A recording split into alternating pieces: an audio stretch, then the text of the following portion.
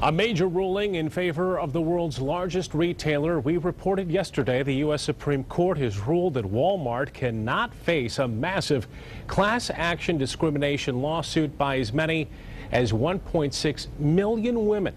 The question today, what will the impact of this ruling be going forward?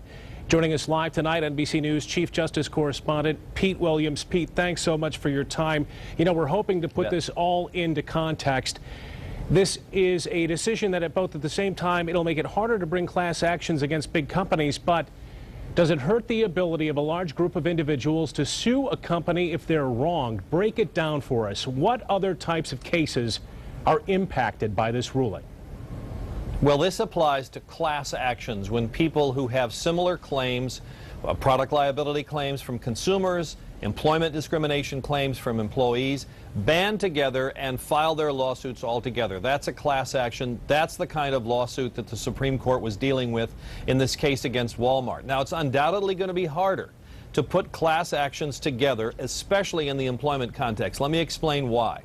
If you have a product liability case, a bunch of people are claiming they were injured by, say, a defective lawnmower, and they're suing the lawnmower company around the country.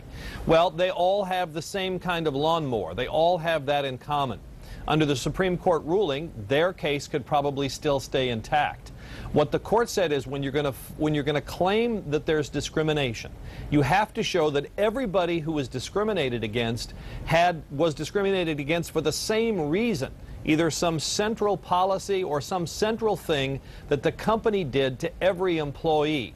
Now, what that is going to be harder to do is if you're trying to say, well, look, here's a big company, we've done a survey, we show that all the women are making less than all the men, there are more women in hourly employee positions than there are in management, something is wrong, we've got these specific incidents, that's enough to have a class action. That's what the women of Walmart did, that's what the Supreme Court said wasn't enough.